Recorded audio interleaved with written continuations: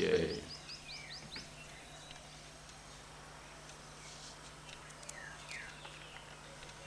ये सुन के श्याम भट्ट करने लगा विचार।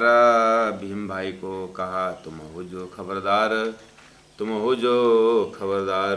बोलो श्री प्राणनाथ प्यारे की जय। महामती प्राण जी पहुंच गए हैं सूरत। 17 महीना वहाँ रहते हैं। 1729 में पहुँचे हुए।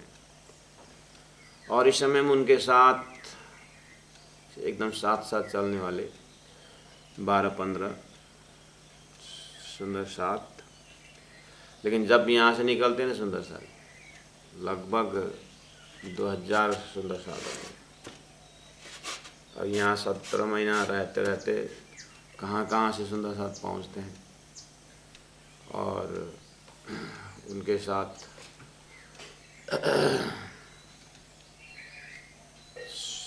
जीवन यापन अर्थात जीवन ही उन्होंने कुर्बान धर्म के लिए प्राण जी के कंधे में कंधे मिलाने के लिए निकलते हैं।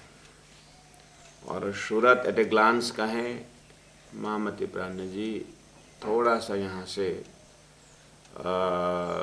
जागने की जो प्रक्रिया है उसमें थोड़ा चेंज लाते हैं। अर्थात अभी तक वो ज्ञान प्रदान कर रहे थे, ज्ञान को आगे कर रहे थे, तो थोड़ा सा प्रेम को आगे करते हैं। थोड़ा सा अपनी जागने का जो प्रक्रिया है सदगुरु ने मुझे कैसे जगाया उसको थोड़ा सा ध्यान देते हैं। और रास किताब, प्रकाश किताब, शतुर्थ किताब जो 1715 में हादसा में उतरी थी, वो कलश का वहाँ बीज 1 चौपाई 2 चौपाई ऐसे ही उतरे थे। उसके बाद 15 से तो फिर 16-17 होते हुए जब जूनागढ़ पहुँचे, है ना, जूनागढ़ फिर दिब्बंदर से अब रास्ता में चलते चलते कलश ग्रंथ भी उतरते तो सूरत में आकर के कलश ग्रंथ भी पूरी हो जाती, कलश किताब पूरी हो जाती है। नाम ही कलश, सभी ज्ञान का कलश, प्रेम का कलश, विरह का कलश, बहुत सारा प्रसंग है। जो उसकी वाणी है उतरती है, समय हो गया। और प्राण जी महाप्रभु जोश में उतरी वाणी फिर होश में देखते हैं और फिर उसको दोहरा दोहरा करके पढ़ते हैं। सुंदर साथ जी लिखते हैं उस वाणी। इस तरह से ये भी इसी प्रसंग में जब जोश में चौपाई उतर रही है एकांत में 2-4 मम्मी ने उसको लिखते हैं।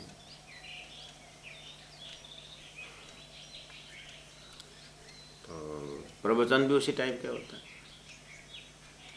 ये सब सुन के श्याम भट्ट करने लगा विचार। ये वेदांतियों को प्राण जी ने प्रेम से बोले, देखिए आप ब्रह्म व्यापक बोलते हैं, मैं भी ऐसे ही सोचता था, लेकिन मेरा जो सदगुरु का जो ज्ञान, जिसको तारतम्य ज्ञान हम कहते हैं, ये तारतम्य ज्ञान इसके ऊपर शंका उत्पन्न करता है। वेदों का मान्यता है, वेद से ही हम बोल रहे हैं, कहीं ऐसा तो नहीं है सूत्र ही दिया वेद ने, तो व्याख्या जो वेदांत में है, व्याख्या जो संतवाणी में है, तो कहीं उसका अर्थ थोड़ा सा इस तरह से। कल हमने बहुत चर्चा की सूर्य का बात व्यापक बोलना। सूर्य व्यापक हुआ तो फिर सब जल जाएंगे, इसलिए सूर्य के विषय में आपको ही शंका उठा। भीम जी, श्याम जी, आप विचार करिए। जब मैंने कहा सूर्य व्यापक है तो आप ही तो बोले कि सूर्य व्यापक हुआ तो फिर सारा जो है जल के भस्म हो जाए। तो वहाँ बोलना पड़ता है कि सूर्य का प्रकाश व्यापक बोलना पड़ता है। सूर्य का स्वरूप व्यापक नहीं होता। ऐसे ही ब्रह्म व्यापक कहने का मतलब ब्रह्म की सत्ता व्यापक होता है, ब्रह्म का स्वरूप ब्रह्मधाम में होता है। इसीलिए तो चिदादित्यम किशोरांगम परे धामनि विराजितम स्वरूपम सचिदानंदम निर्विकारम सनातनम। ये सब कैसे समझे इसको? वो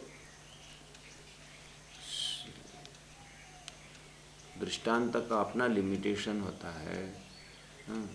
जैसे आप मैंने बोला घी व्यापक, बोलते ही किस में बोलना पड़ता है, दूध में बोलना पड़ता है। ऐसे ब्रह्म व्यापक बोलते हैं किस में, माया में बोलना पड़ता है। अब बाद में दुनिया भर का लॉजिक कला लगा करके माया को डिलीट करो, उसके बाद हम ब्रह्म ही ब्रह्म देखो, इतना झंझट क्यों कर रहे हैं? आखिर सपना संसार तो आप ही बोलते हो। इसलिए इतने परेशान होने का जरूरत नहीं।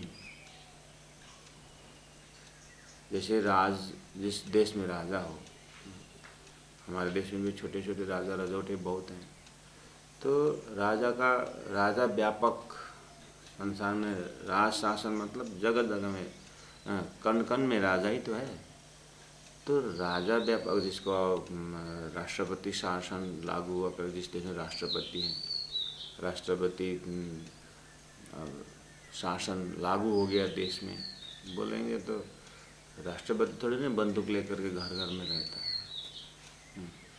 राष्ट्रपति का हुक्म व्यापक हो जाता है ना, राजा का राज जो शासन व्यापक होता है, राजा स्वरूप में थोड़ी ना व्यापक हो, तो अपने राजधानी में रहता है ना। ऐसे ही क्षर ब्रह्मांड में राजा विष्णु अपने ही स्थान में रहते हैं, उनका शासन देवताओं के साथ कार्य में व्यापक रहता है। ऐसे अक्षर ब्रह्म की सत्ता है, अक्षरधाम में रहते हैं, उनकी जो लीलाएं बेहद में व्यापक होता है। ऐसे परब्रह्म परमात्मा अक्षरातीत अपने मूल सिंहासन मूल मिला में रहते हैं, उनके हुक्म सत्ता उनका नूर जो है पूरा 25% परब्रह्म में व्यापक रहते। इसको बोलते हैं ब्राह्मिक 3 स्टेप कॉन्शियसनेस, जो है एक ड्रीम कॉन्शियस है, एक जागृत कॉन्शियसनेस, उसके बाद जाकर के अक्षरातीत परब्रह्म परमात्मा के धाम। तो इस चीज़ को थोड़ा सा लॉजिकल हृदय में तसल्ली भी होनी चाहिए। श्याम जी, भीम जी, आप बहुत मेहनत कर रहे हैं, अच्छी बात है, लेकिन वही वेदों में जब व्यापकता की बात आती है तो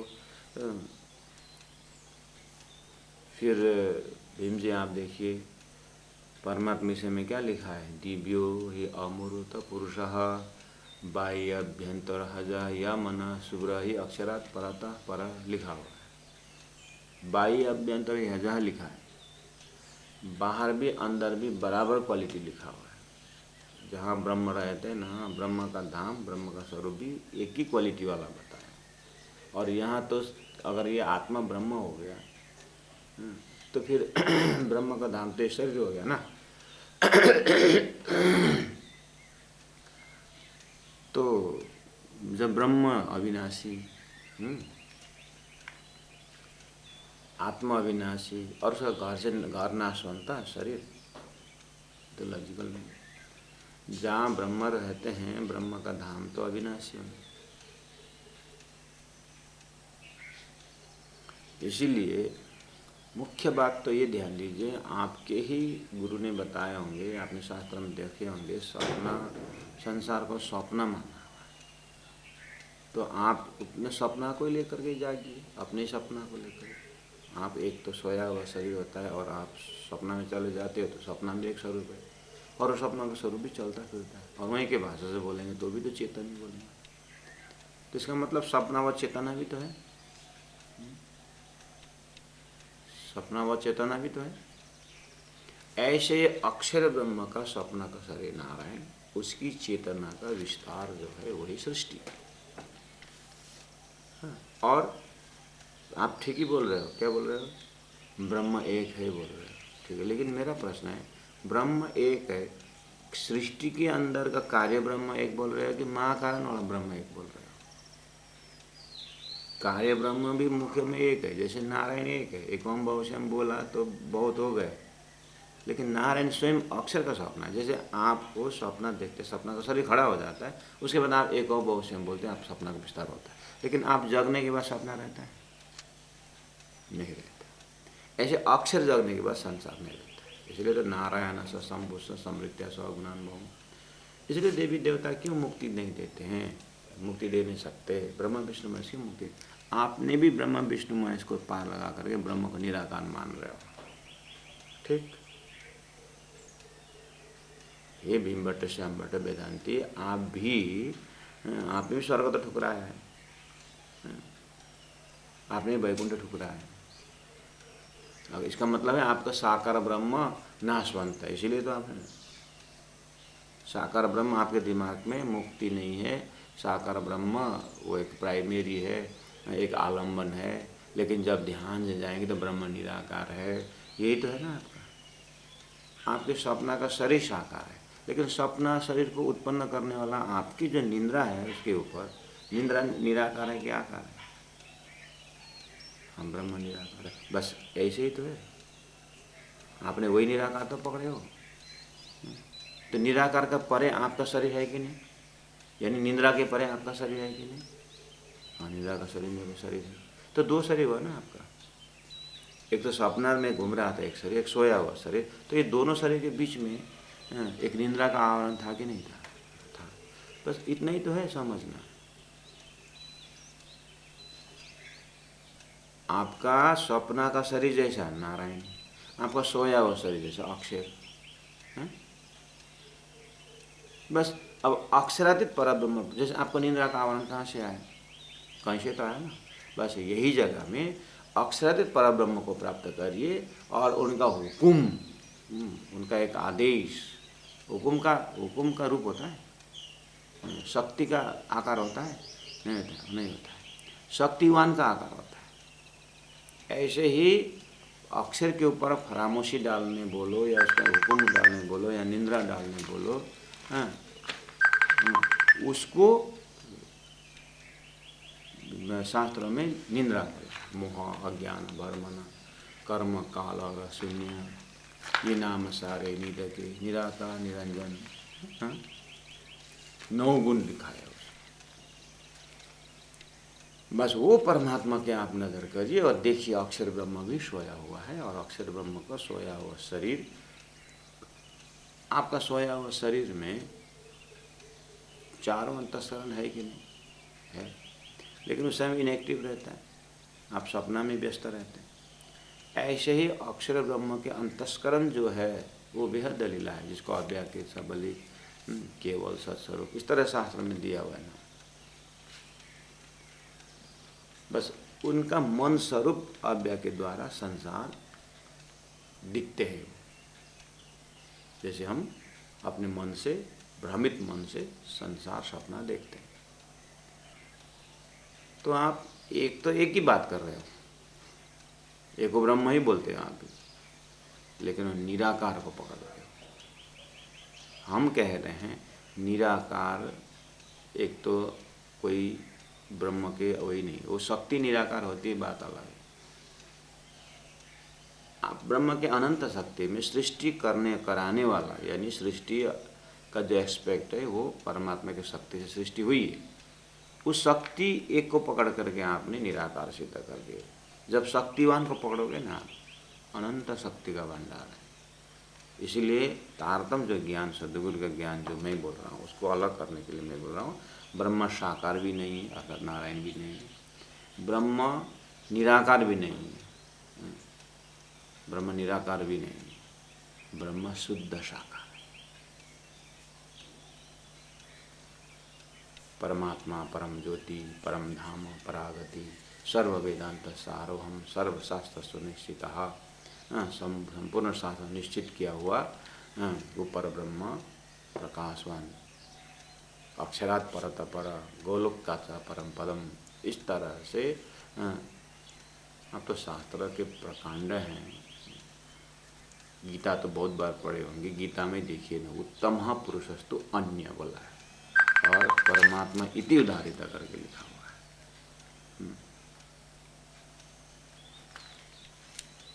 उसी को परमात्मा कहा जाता है, लिखा।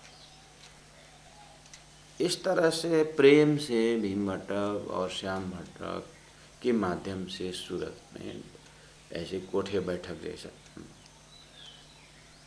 जब बैठ कर के जब बात हुई तो ये सुन के श्याम भट्ट करने लगा विचार। भीम भाई को कहा तुम हो जो खबरदार। भीम को बोल रहे हैं देखो खबरदार हो जाओ, ये कुछ गड़बड़ तो है। वेदांत के खोज की इनों से छिपी नहीं सुकन। दोनों प्राणनाथ जी के अप्रोच को मनन कर रहे हैं कि वेदांत के खोज की। अभी तक वेदांत ने जो खोजी करके दिया हुआ है एको ब्रह्म द्वितीयो नास्ति, इनों से छिपी नहीं सुकन है। एको ब्रह्म द्वितीयो नास्ति, ब्रह्म एक है, दो नहीं है। उसका भी बढ़िया से उन्होंने अर्थ कर दिया कि उसको इग्नोर नहीं किए। वो लोग सलाह कर रहे हैं वेदांती लोग कि ये जो इनका जो तारतम्य जो ये महात्मा जो बोल रहे हैं, इनके अप्रोच में वेदांत को खंडन नहीं कर रहे हैं, वेदांत को स्वीकार कर रहे हैं, लेकिन तीन ऊपर बताओ था, वेदांत से ऊपर बता रहे हैं। वेद मतलब जानना, अंत मतलब जानने का अंत, वेदांत। तो स्वप्न के बुद्धि से जानने का अंत इतना ही है कि ब्रह्म एक है, यही है। अनंत मानने वाले ब्रह्म का विग्रह स्वरूप को मानते वो साकारवादी, ब्रह्म एक है करके लेने वाले निराकारवादी। लेकिन निराकार में जाकर के एंडिंग हो रहे हैं। प्राणनाथ जी का उनको सांपना नहीं समझा है, एक तो एक ही है, लेकिन परब्रह्म परमात्मा एक है। उनके मन के अनेकों कला में एक कला, एक अक्षर ब्रह्म है, ये सच्चिदानंद है, एक ही है ये। जैसे आप और आपका मन, ये सच्चिदानंद है। लेकिन वही मन द्वारा जब सपना देखते हैं तब द्वैत शुरू होता है। आप वो सपना के जो द्वैत भूमि है वहाँ पर आप एक ढूंढ रहे हो, ये गलत हो रहा है। नहीं तो ढूंढना आपको ठीक है। तीनों ऊपर बता होता, एक कौन रहा रोशन ना। प्राणनाथ जी को अप्रोच कर रहे, ये कौन सा रहा है, ये ज्ञान का मार्ग है कि ये कौन सा मार्ग है, यह विचार करते। इस तरह से विचार करके चौपाई नंबर 33 में प्रकरण 31 का प्राणनाथ जी को पूछे, सब समझने के बाद मुझे ये बताइए, अभी तक संसार में संप्रदायवाद बहुत है, भक्ति मार्ग है, कर्म का मार्ग है, ज्ञान का मार्ग है। आप जो ब्रह्म कंसेप्ट बता रहे हो, ये कौन से मार्ग में पड़ता है? ये कर्म मार्ग में पड़ता है कि ये ज्ञान मार्ग में पड़ता है कि किस मार्ग में पड़ता है?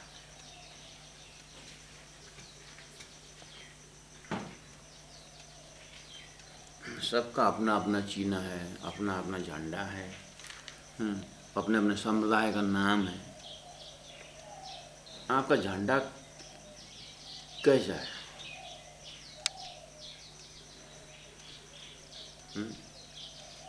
आपका राह का नाम क्या है?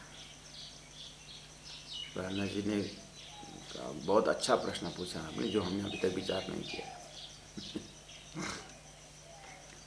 अब आप पूछोगे, मेरा भेष पूछोगे, आपका ड्रेस क्या है ये पूछोगे, आप झंडा क्या ये पूछ रहे हो।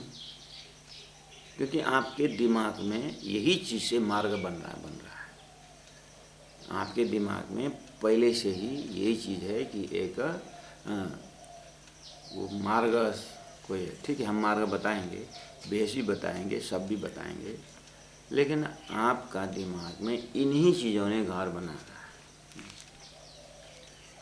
अब आप बोलोगे आपकी दाढ़ी क्यों इतना छोटा? धर्म मार्ग में तो दाढ़ी लंबा होता है। फिर आप पीछे मेरे को परिक्रमा करोगे, पीछे चोटी देखोगे, आपकी चोटी क्यों इतना छोटी? क्योंकि ब्राह्मण होता चोटी लंबी होनी चाहिए। फिर आप मैं नहाने जाऊँ तो आप बोलोगे आपको तुम्हारा जनेऊ कहाँ गया करके आप यही पूछोगे। आपने इन्हीं ये जो है ना कर्म कांड का चिन्ह जो है ना, उसी को आपने धर्म मान कर रखा है, इसलिए राह पूछ रहे हो। आत्मा परमात्मा की पहला वो करो, बाकी तो बाद में है। लेकिन आप रास्ता में सीढ़ी में आप अटक गए। ये सब सीढ़ियाँ थी, आप छत में पहुंचे भी न, सीढ़ी में ही आप अटक गए। आपने राह पूछ ही लिया। तो मुझे बताइए, आपके दिमाग में, आप भी ज्ञानी हैं, आपका राह के विषय में आपको क्या क्या आइडिया बताइए। तो भीम भट्ट श्याम भट्ट बोलते हैं कि कर्मकांड का मार्ग है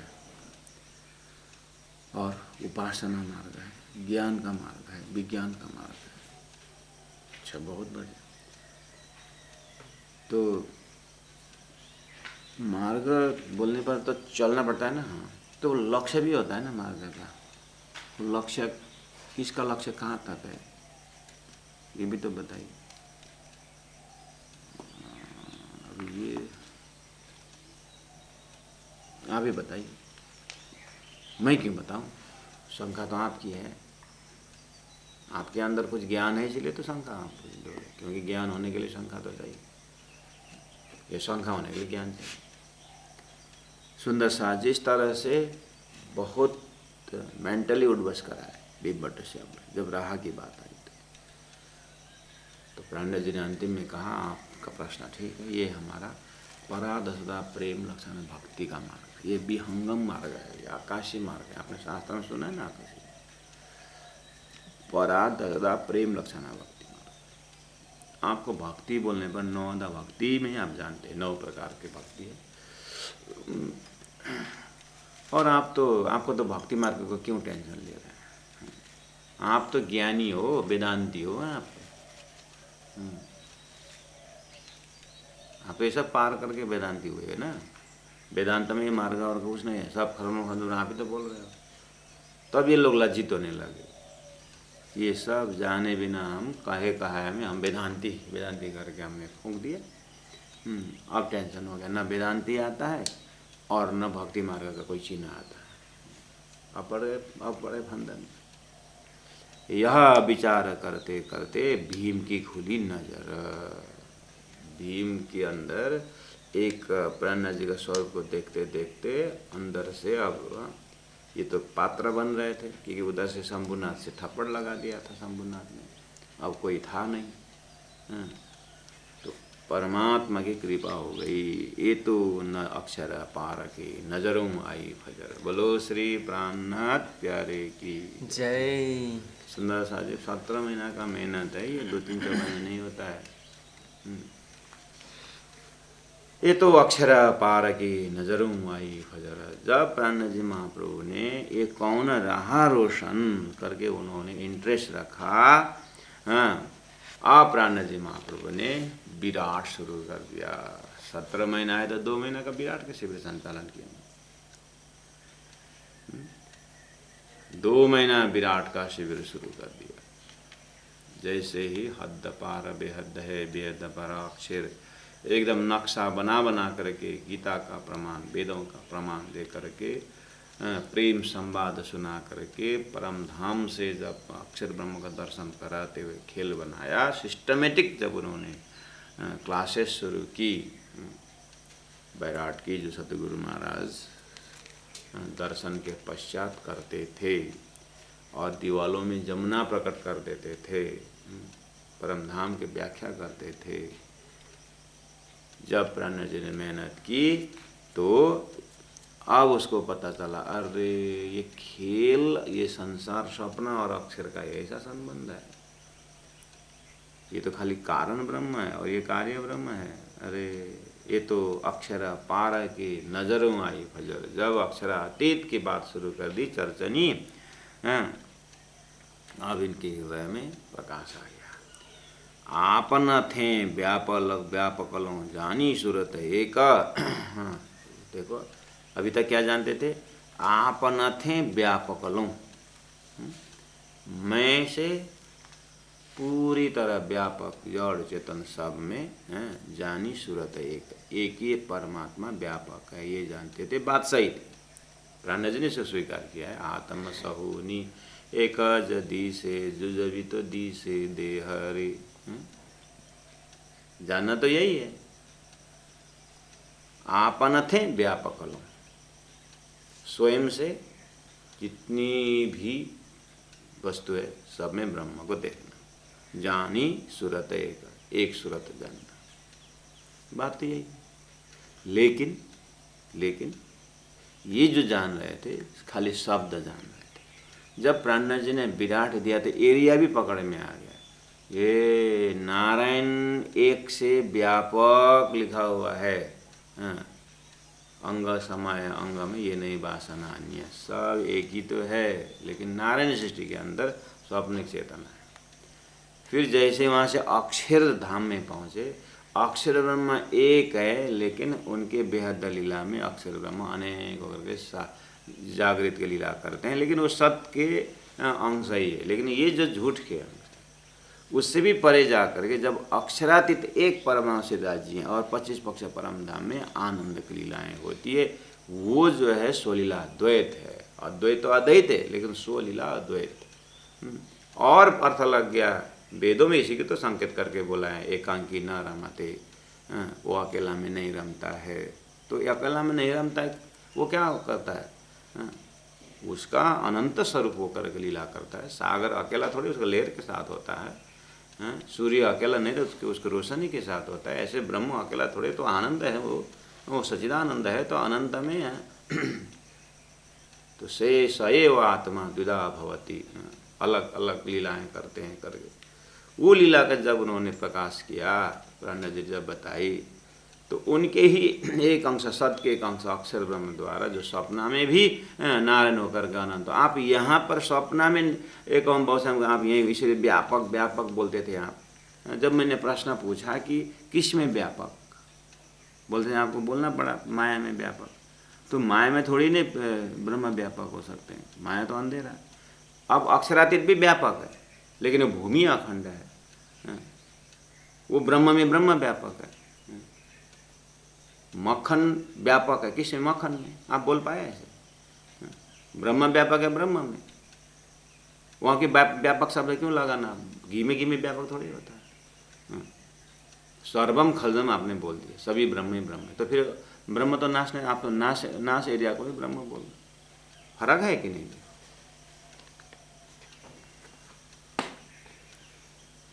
ये तो अक्षर पार की नजरों आई फजर, आपन थे व्यापकलों जानी सूरत एक। वो तो एक ही सूरत पकड़ रहे थे। अब तो यहाँ अनंत सूरत, जब नींद उड़ी अक्षर की, ये जो फैली उड़े आने के विराट से आपको प्राणनाथ जी ने बता दिया। देखो, जब अक्षर ब्रह्म अपने नींद से अपने जग जाते हैं तो ये रहेगा। देखिया सातों सागर, देखिया सातों लोग, पाताला सातों देखिया, जाग्या फिर से सब। जब अक्षर जग जाता है तो सब झूठा हो जाता है। अरे आप जब नींद से जग जाते हो तो आपका सपना का स्वरूप रहेगा? नहीं रहेगा। और कितने बार देखे अभी तक वो सपना? आपने अभी तक 100 साल का उम्र में आपने कितने साल सपना, कितने बार सपना देखे? भीमभट्ट जी बहुत बात है। तो अक्षर ब्रह्म को उन्मेष निमेष ब्रह्मांड, वो तो आँख के पलने से ब्रह्मांड बनता है मिटता है। इसका भी तो अर्थ लग गया, आप ही अर्थ लगा रहे हो। जब नींद उड़ी अक्षर की, ये जो फैली उड़ी आने। हाँ हाँ, ये तो ठीक शास्त्र में भी है और यहाँ ये विषय में भी आ गया। ये 3 अक्षर पार की, अक्षर से भी परे लीला बताई, अखंड अखंड लीला बताई। ओहो, वहाँ अखंड लीला में पहुँचने के बाद तो ये त्रिगुण विष्णु महाविष्णु बोयन लोक ब्रह्मांड, ये ब्रह्मांड में जो भी ऐसे कार्य करता है उनका तो सुगंध ही नहीं है उस ब्रह्म धाम में। तो वो तो कहाँ कितने परे बोलो, या ऐसे अनंत महाविष्णु विष्णु त्रिगुण, ऐसा यहाँ पर त्रिगुणात्म सृष्टि करके लोग जिसके मुख में भी ब्रह्म, इनके उस ब्रह्म धाम में तो इनका तो कोई नाम निशान सुगंध ही नहीं है। और फिर ये कार्य ब्रह्म में इस तरह से लीला सपना, अब बात लॉजिकल लग रहा है। अरे हम कहाँ अटके थे? पूरा अपने आप को पाया, पूरा अंधकार के अंदर। हाँ, हम तो कहाँ उलझे थे। भीम की नजर खुली, जाए पहुँची लीला मोह, तब आए कदमों लगा अपने कबीले सो। बोलो श्री प्राणनाथ प्यारे की सारा अपना परिवार लेके आए और पहले गुरु से तोड़ के आया बीच निज धाम। बोलो श्री प्राणनाथ प्यारे की जय। आयो निज नाम वासन जागे।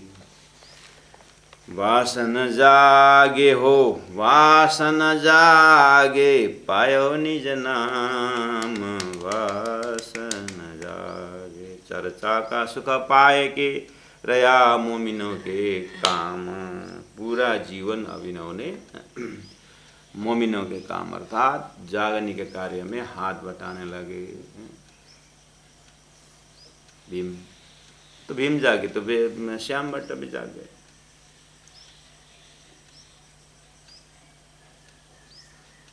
पहले गुरु से तोड़ के। लोगों का एक बहुत बड़ा दिमाग में है कि गुरु बदलना होता है कि नहीं होता।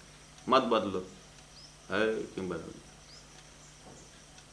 हम तो प्राइमरी के गुरु बहुत अच्छा लगता है, उन्हीं को पकड़ के बैठेंगे, उन्हीं को पकड़ कर पीएचडी करेंगे बोलने से होता है। गुरु बदलने की बात नहीं है, गुरु का ज्ञान का सीढ़ी चढ़ने का होता है।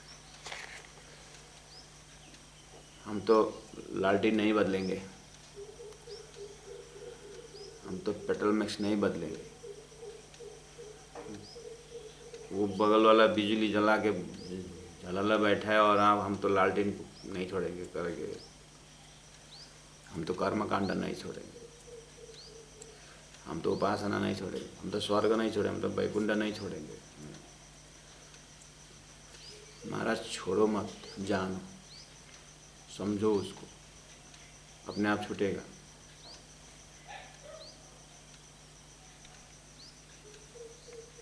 भीम भट्ट ने वेदांत का अप्रोच छोड़ दिया मतलब वेदांत से हाव ने बोले ना, ये तो उसके पार की बात कर रहे हैं। कलाम अल्लाह यह हदीस शास्त्र पुराण या वेद, यीशु का मोमिन ले वही हकर सना का भेद। वो मोमिन का हो गए यानी ब्रह्म सृष्टि के रूप में अब जाहिर हो गए। सुंदर साज जिस तरह से सूरत में वेदांतियों के साथ बैठे बैठे बहुत चर्चा हुई। भीम भट्ट श्याम भट्ट मेन रहे। अब उनका प्रवचन का हल्ला तो और बढ़ गया। भीम भट्ट श्याम भट्ट जो प्रकांड धनी भी थे, ज्ञानी भी थे, जैसे ठट्टर नगर में लालदास जी श्रीमद् भागवत के प्रकांड, और चिंतामणि जैसे गादीपति कबीर की, हल्ला तो और हो जाए। बड़े नगर में कोई धनाढ़ व्यक्ति या पहुँचे संत अगर कहीं जाते हैं तो हल्ला तो आज भी है। कौन सा कार्यक्रम है, अरे वो फलना भी जा रहे हैं नगर सेठ। अच्छा कोई सेठ आया है क्या? सेठ तो सेठ आया है, वो अध्यात्म का सेठ आया। ऐसे आध्यात्मिक हल्ला फैल गया। तो अब एक व्यक्ति और आते हैं यहाँ पर जिनका नाम है गोविंद व्यास।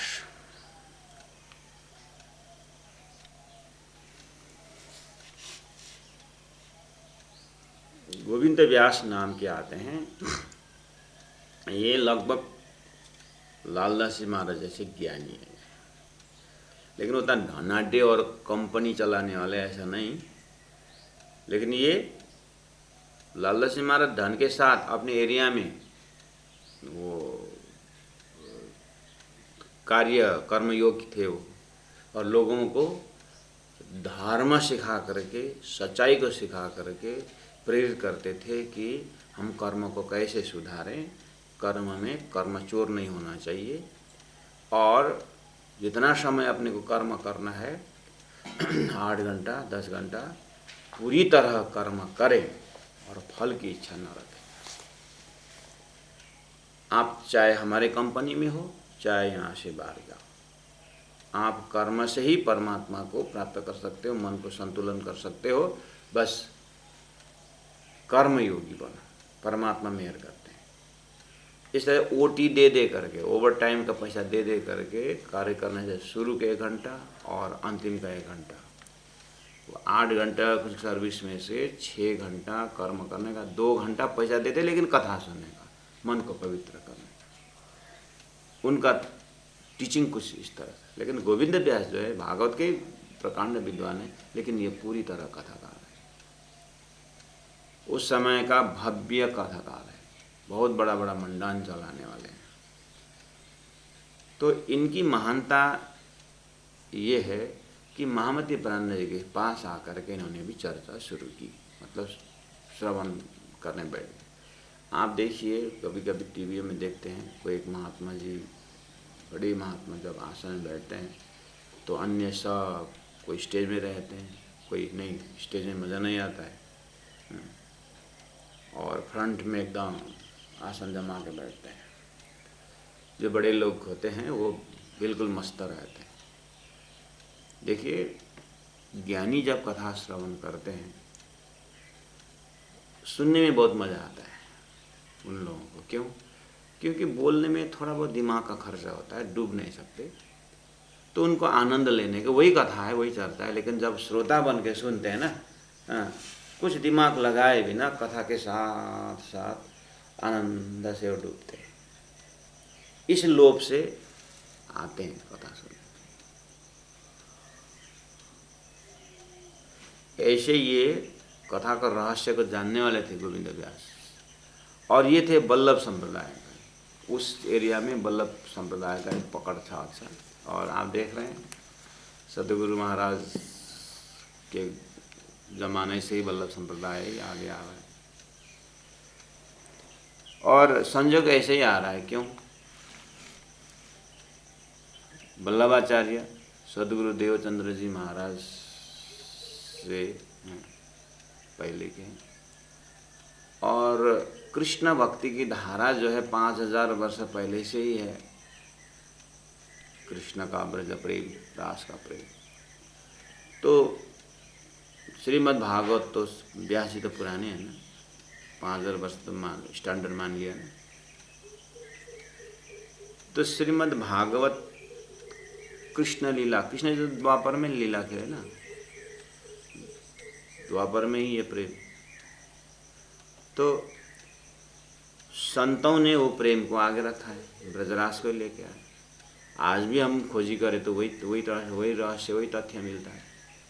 तो वल्लभाचार्य ने वो पहले से चालू किया था। इसीलिए प्रेम को मार्ग ढूंढने वाले तारतम्य आने से पहले इन कृष्ण भक्तियों के लक्षण में पहुंच जाते थे। ऐसे प्रचार करने वाले साधु संतों के पास से पहुंचते थे।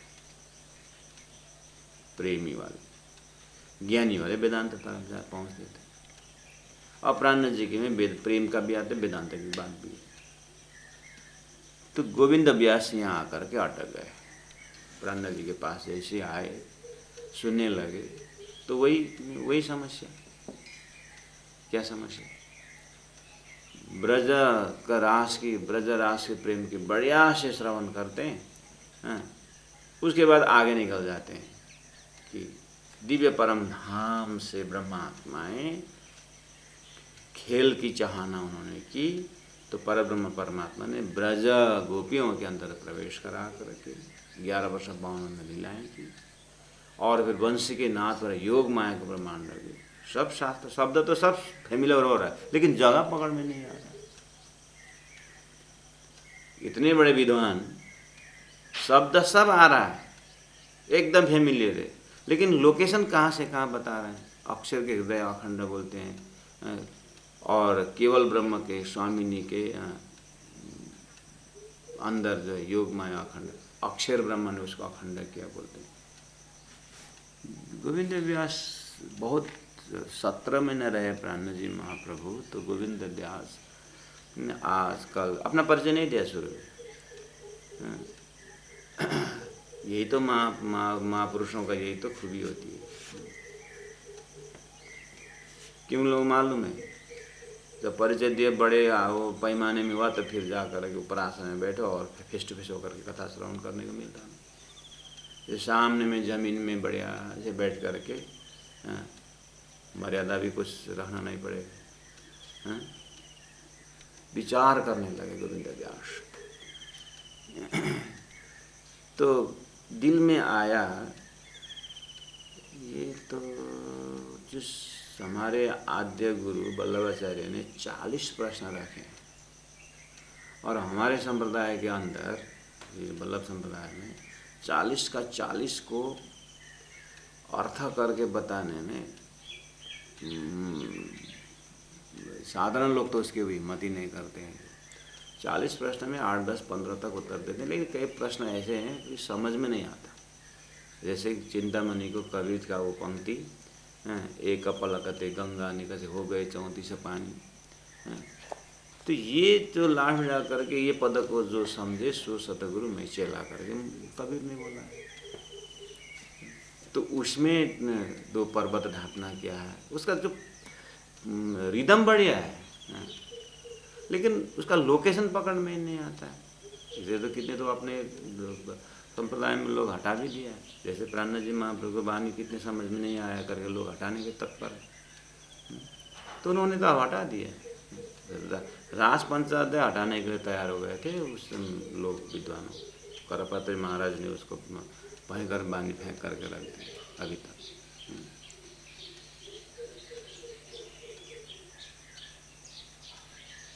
तो 40 प्रश्न का जो है पूरा उन लोगों के टीम के अंदर छलफल होता था, लेकिन ऐसा ही होगा। अब क्या करे, वो तो चले गए, अब है नहीं, अब ऐसा ही होगा करके आस्था से पकड़ के रखे थे। जब गोविंद व्यास जी ने रास का अध्योपांत करके उसे भी बाहर की बात बताई, तो इनके तरीका से ये 40 प्रश्न का अर्थ खुल सकता है।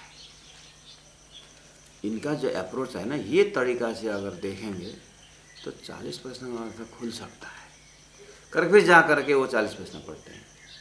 कुछ कुछ तो संकेत आ रहा है। अगर इनको ये 40 प्रश्न कहीं अगर पूछे यही लीजिए ले जाकर दे दें तो क्या करेंगे। अब अपने संप्रदाय के वो प्रकांड विद्वान है, अब वही वो ले जा करके उनको दे दें, दूसरे संप्रदाय या दूसरे संतों को दे दें तो उनके लोग उनको मारेंगे। अपना खजाना उनको दे दिया बोल सकते हैं, लेकिन अंदर इतना पीड़ा पैदा हुआ कि यही तो है पीड़ा।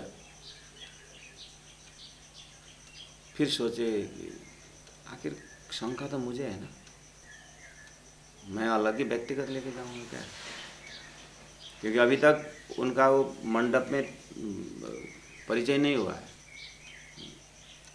और अपने जमात में वो भयंकर बड़े विद्वान हैं।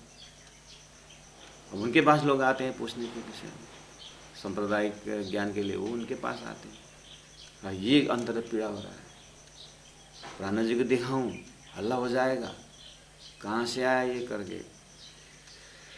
अब ना सो सकते हैं ना रो सकते हैं, परेशान हो गए गोविंद व्यास। एक व्यास गोविंद जी रहे बल्लभी मार्ग में, उन्होंने चर्चा सुनी भागवत के वचनों से। वो भी भागवत का ही प्रकांड है और प्राणनाथ जी के मुखारविंद से भागवत का ही सार निकल रहा है।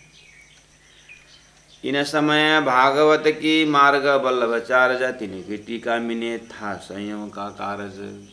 लाला जी महाराज का इन समय भागवत की मार्ग बल्लभाचार्य के मार्ग में, भागवत के प्रसंग में तिनकी टीका मिनी सुबोधनी टीका के अंदर बल्लभाचार्य ने 40 प्रश्न रखे थे। था संयम का कारज, उसको अर्थ खोलने के लिए ये भविष्यवाणी, मतलब बल्लभाचार्य ने अपने ज़माने में या परब्रह्म परमात्मा ने बल्लभाचार्य के ज़माने में सब कृष्ण भक्ति का धारा बहा करके, उस समय में तो ब्रह्मशिष्य परमधाम से आई नहीं है, तो ब्रह्मशिष्य परमधाम से आकर के इनका जो है मुख से भी, संतों के मुख में से, इनके मुख में भी, भक्ति आचार्य के मुख में से भी परमधाम की बातें समझे।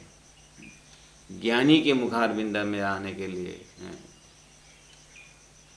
कबीर जी के मुखारविंद से उतना निकाल के रख दिया, चिंतामणि का काम हो गया। अब ये बल्लभ संप्रदाय भी बहुत कृष्ण भक्ति के सिवा अन्य धारा नहीं चलाने वाला। परंतु को पता है आखिर मैं भी जा करके तो उसी नाम से व्यापक होना है और उसी लीला में सबको पकड़ाना है। मेरी आत्माओं ने, मैंने जो लीला की उसी को तो बताना है। तो उन्होंने रास के पश्चात अपने मूल मिला स्वरूप में रहे और 4660 वर्ष तक में श्री कृष्ण प्रकृति के बाद जो भी संसार में उन्होंने कृष्ण भक्ति का धारा और ब्रजरास के धारा फैलाए, राज्य के हुक्म से किए, और जागरणी ब्रह्मांड का स्पोर्ट तैयार कर रहे हैं बढ़िया से। तो उनका प्रोग्राम वो है मास्टर प्रोग्राम। तो वल्लभाचार्य के मुख से भी 40 प्रश्न का जगह रख दिया। तो लालदास जी महाराज कहते हैं वहाँ भी संयोग का काम था, यानी वल्लभाचार्य ने अपने 40 प्रश्न में संयोग का काम रख दिए थे, था संयोग का कारक। हाँ, अब इनों को कछु न खोले, 40 प्रश्न 3 में। सो लिखा के धारा उतारे, ये लिया चाहिए इनों से। अब क्या किए, इनों को कछु न खोले, इनका वो 40 प्रश्न खोलता नहीं। लेकिन प्राणनाथ जी के सत्संग से, तारतम का सत्संग तो कर रहे हैं ना, तारतम के सत्संग से 40 प्रश्न के ऊपर उनको बहुत प्यास बढ़ गई। अब कथा चर्चा भूल गए अपना।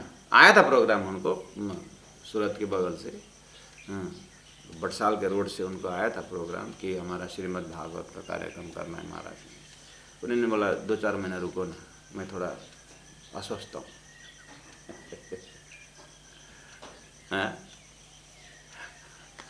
उन्होंने अपने प्रोग्राम को टाल रहे हैं, समझेगी नहीं।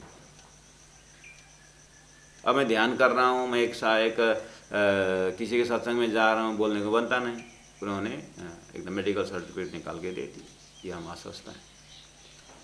और ये ठीक ही बोल रहे हैं, मैं आत्मा रोग लगा, मुझे भी आत्मा रोग में अस्वस्थ हूँ, उनका कहना ये था। और लोगों ने तो सब कार्यक्रम को पोस्टपोन करते हुए लगे हुए। निशंक होकर के शंका सहित कैसे मैं प्रवचन करूं। अभी तक तो शंका के ऊपर भी कर रहा था, लेकिन अब तो शंका में उन्हें अच्छा नहीं लग रहा है, यहाँ का आंखा खुलेगा। लेकिन इतने घमासान युद्धांतर हो रहा है गोविंद व्यास के कि अपने संप्रदायों का उन विद्वानों क्या बोलेंगे। और बात तो यहाँ वो लोग भी आकर के प्राण जी को सुने तो 2-4 टीम हो जाए। हम भी बोलते हैं ना कभी कभी 2-4 जना और हो जाए तो हिम्मत आता था करके बोलते हैं। हिम्मत ही नहीं पहुंच रहा है, फिर क्या कि मन तो माने नहीं। राज्य महाराज का रिमोट चल रहा है क्या, गोविंद व्यास के अंदर कोई न कोई सुरता का प्रवेश की तैयारी हो रही होगी। राज्य महाराज इस जीव को इतने दिन तक कृष्ण के भक्ति की व्याख्या करने वाले, आज तुम्हारा फल लगने वाला है, तैयार हो जाओ करके अंदर से जीव को प्रेरणा दे रहे। तो घर में जा कर के अब किताबी सुबोधनी टीका ही लेके जाऊं और दिखाऊं तो थोड़ा तो उतारने लगे। इनको कछु न खुला ही 40 प्रश्न 3 से सो लिखा के धारा उतारे, ये लिख के 40 प्रश्न तैयार करूं और ये लियो चाहिए इन्हें से, मतलब इनको दे करके इनसे अर्थ लेना चाहिए। इस तरह से दिल में ले करके बैठे।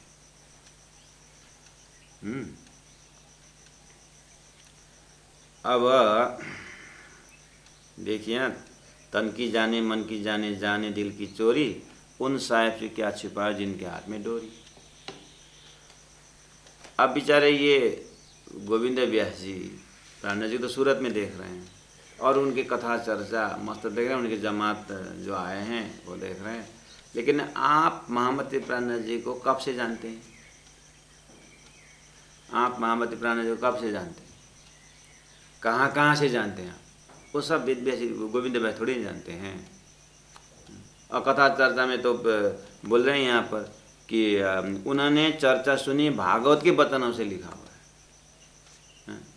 प्राण जी के मुख से ब्रज रास परम धाम की बातें सुन रहे हैं। अब ये अब ओवरऑल उन्होंने इंक्वायरी की होगी कौन है महात्मा जी, अरे वो जामनगर के मंत्री के पुत्र हैं करके। अच्छा मंत्री थे क्या? अच्छा, इसलिए मंत्राना बहुत बढ़िया करते हैं करके ऐसे ऊपर परिचय लिए होंगे। आप जिस तरह से सदगुरु के साथ संयोग वियोग की बातें, अब इनको तो प्राण जी दिखाई दे रहा है भागवत की वजह से। सदगुरु की कहानी इनको थोड़ी नहीं मालूम है। आप हम जितना प्राण सदगुरु के सिद्धांत का परिचय वेद व्यास जी को, गोविंद व्यास को क्या है ये? तो गोविंद व्यास तो जो साक्षात स्वरूप जो सामने वही तो देखते हैं। इसलिए उन्होंने बनाए। अब ये प्रश्न इनको देखना चाहिए, दिखाना चाहिए। जैसे कि सूर्य को दिया दिखा रहे हैं। प्राण जी महाप्रभु वल्लभाचार्य के 40 प्रश्न से सदगुरु महाराज ने कप को खोल करके सारी बात बता करके, वो तो जान कर समझ के भूल भी गए। 40 प्रश्न है ऐसा भूल भी गए। वो उससे ऊपर उठ करके सारी बात। जब प्राण जी ध्यान में बैठे धीरे धीरे, ये गोविंद व्यास इसके दिल में क्या खेल रहा है, क्या दिमाग में खेल रहा है इसको। क्योंकि प्राण जी ऐसा ध्यान दिया उनके, एकदम नज़र लगाए तो ये तो 40, हाँ वल्लभ संप्रदाय ना, ये विद्वान है, इसको 40 प्रश्न का दिमाग घूम रहा है। प्राण जी को पता चला इसको 40 प्रश्न, क्योंकि अनुभव भी बहुत बढ़ रहा है अभी तो। वो है हाँ ये कथाकार है ना, कथाकार है ये, वल्लभाचार्य संप्रदाय कथाकार है। 40 प्रश्न इसके बिल्कुल दिल दिमाग में है, और इसको हो सकता है अर्थ नहीं बोल रहा हो या जो भी है, इसके इसी पॉइंट से इसको देखना, इसको समझाना चाहिए करके। प्राण जी भी 40 प्रश्न में ध्यान गए, उसको कब से 40 प्रश्न में अटक रहा था। देखिए तो टेलीपैथी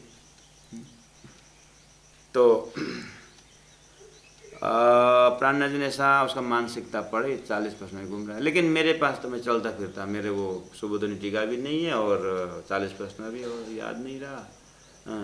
ज़माने में तो पढ़े लिखे सब हुए थे, लेकिन अब क्या किया जाए, क्योंकि 40 प्रश्न की बात शुरू करने के बाद तो फिर अद्यपान तक करना पड़ेगा, क्या किया जाए। ये जो दलाल बल्लभ रहे अपने साथ, वो बल्लभ दलाल नाम करके लड़का था, वो एक सुंदर साथ थे। उन्होंने बाद में मतलब सत्संग से वो 40 प्रश्न सुबोधनी टीका कहीं मिलता है क्या, इधर उधर ढूंढो ना, तो उतार के ले आओ ना। वो मुझे याद तो है, लेकिन उनका कहीं प्रमाणित होना चाहिए, किताब होना चाहिए। सो मेहनत कर लिया। अब दलाल बल्लभ दलाल गया, आनंदयी श्री जी के हाथ 40 प्रश्न ले करके वल्लभाचार्य ने एक दलाल बल्लभ दलाल ने प्राण जी को दे दिया। देखिए तो कैसे टेलीपैथी चल रहा है।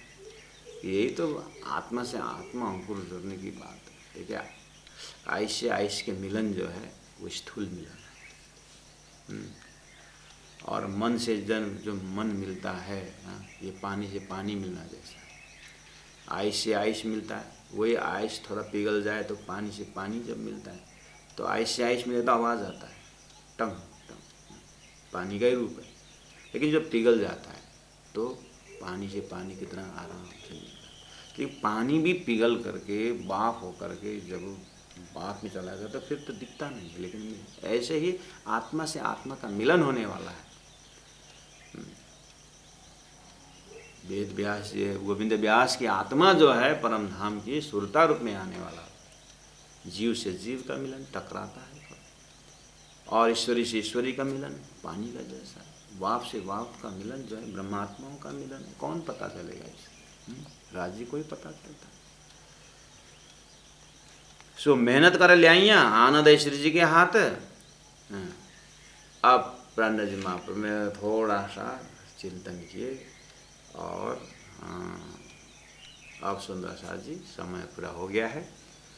अब रात भर राजी महाराज प्राण जी क्या चिंतन करते हैं गोविंद व्यास के चिंतन के ऊपर। वो भी उधर परेशान है, और वो प्रश्न उतार के रेडी रखा है, लेकिन देने का हिम्मत नहीं है। और प्राण जी के पास